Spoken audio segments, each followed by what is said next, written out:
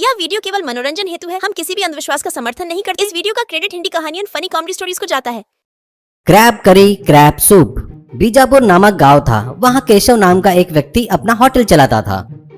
उसे एक रेखा नाम की लड़की भी थी। उसे एक भांजा भी था। उसका नाम रोहन था। उसे ट्रैवलिंग करना बहुत पसंद था। वो कोई काम काज नहीं करता था, बस घूमते रहता था। लेकिन रोहन की माँ को रेखा बहुत पसंद थी। वो रोहन से उसकी शादी करवाना चाहती थी, लेकिन रोहन कोई काम काज नहीं करता था, फालतू में इधर उधर घूमते रहता था। ये केशव को बिल्कुल पसंद नहीं था, इसलिए उसने शादी के लिए मंजूरी नहीं दी। पर उसको उसके भांजे से बहुत प्यार था। उसके पसंद की चीजें भी बनवाता था।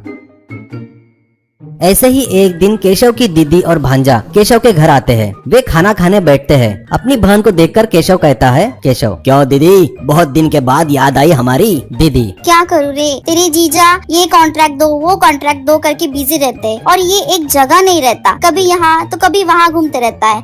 अभी वो कुंभ मेले में जाकर आया है। केशव हाँ ये भी सही है, ये गाँव गाँव घूमता फिरता रहता है। तभी रेखा घूमना नहीं पिताजी, देश भर ट्रैवलिंग करना कहते हैं, घूम घूम कर देश देखना। केशव हाँ मैं वही तो बोल रहा हूँ, सारा पैसे का सत्यानाश करना। सुनो दीदी मेरी बात, मेरी बच्ची की शादी मैं इससे नहीं कर सकता। मैंने अपने गांव के सरपंच से बात की है उसके लड़के के लिए। रेखा मैं उस चिंपैंजी से बिल्कुल शादी नहीं करूँगी। केशव चिंपांजी हो या बंदर, उसी से शादी करनी होगी, क्योंकि वो कमाई करता है, ब्याज के पैसे चलाता है, बहुत अमीर है वो। ये सुन रोहन, मामा जी आपकी प्रॉब्लम क्या है मुझे समझ में आ गई। आप बड़े लोग हो, आपकी मर्जी जो करना है करो। हाँ मेरे पसंद की केकड़े की सब्जी बनी है ना, वो इधर दो ना। केशव इससे पहले मैं तुझे अपना जवाई समझता था, लेकिन अभी मुझे तुझ पर ऐसी कोई फीलिंग नहीं है। तुझे पसंद है तो जा तेरी मामी के पास से बनवा कर खा ले, वो तुझे बना कर देगी।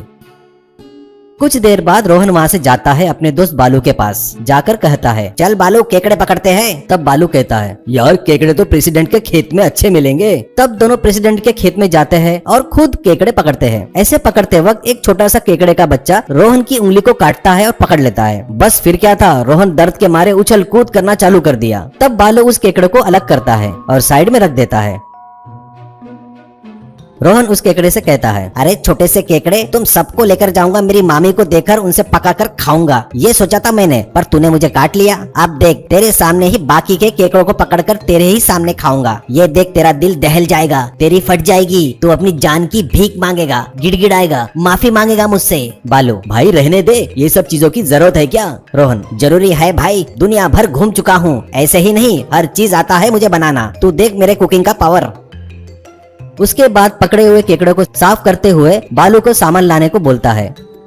थोड़ी देर बाद बालू खाना बनाने का पूरा सामान लाता है। अब वो चूल्हा लगाकर लकड़ियां लाकर खाना बनाना शुरू करते हैं। ये सब छोटा सा केकड़ा देख रहा था। अब उस खाने की केकड़े के सूप की खुशबू रास्ते में आने जाने वालों को आने लगी। वे लोग गाड़ियां साइड में लगाकर उसके पास आने लगे।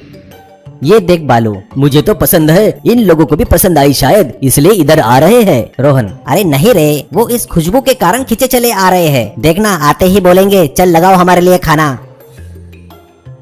आए हुए लोग उसके केकड़े की सब्जी की खुशबू की तारीफ करते हुए कहते हैं, भाई कितना भी पैसा ले लो पर सब्जी हमें दे दो। ये सुन रोहन ठीक है कहता है। उतने में प्रेसिडेंट का लड़का जॉकी वहाँ पर आता है। जॉकी क्यों रे ट्रैवलिंग राजा, तू मेरी होने वाली बीवी से शादी करेगा ऐसा प्रण लिया है क्या? अच्छा क्या रे, क्या बना रहा है, इतनी बदबू आ रही है। रोहन वाह मस्त टाइम पे आया, ये देख कितने गुस्से में है ये छोटा केकड़ा, तेरे लिए ही पकड़ के रखा है। आ इधरा नज्जिका। ऐसा बोल के केकड़े को रॉकी के नाक पर फेंक देता है। केकड़ा उसके नाक को काटता है। रॉकी अरे बाप रे, ये मेरी नाक को काट रहा है, बचाओ बचाओ बचाओ। चिल्लाते हुए इधर उधर कूद रहा था, कीचड़ में लोड़ रहा था, फिर भी केकड़ा उसे नहीं छोड़ रहा था। फिर बालू जाकर उसे छुड़ाता है। तब रोहन क्यों बे जॉकी चिंपांजी के फेस वाले, अगर दोबारा मेरी मामा की लड़की के आसपास भी भटका ना तो सोच ले तेरा क्या हाल करूंगा। जैसे इस केकड़े से तेरे नाक को कटवाए ना, इसी तरह किसी और भी जगह कटवा सकता हूँ मैं, सोच ले। चल अब निकल यहाँ से। जॉकी वहाँ से भाग जाता है। फिर वहां आए लोगों के साथ मिलकर रोहन और बालू केकड़े की सब्जी के साथ खाना खाते हैं।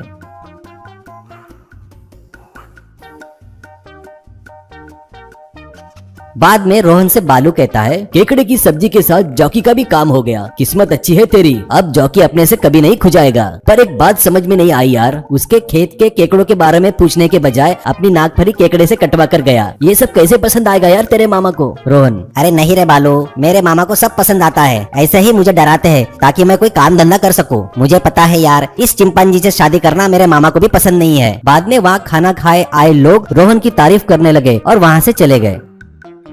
फिर उस छोटे से केकड़े को रोहन वापस उस खेत में छोड़ देता है।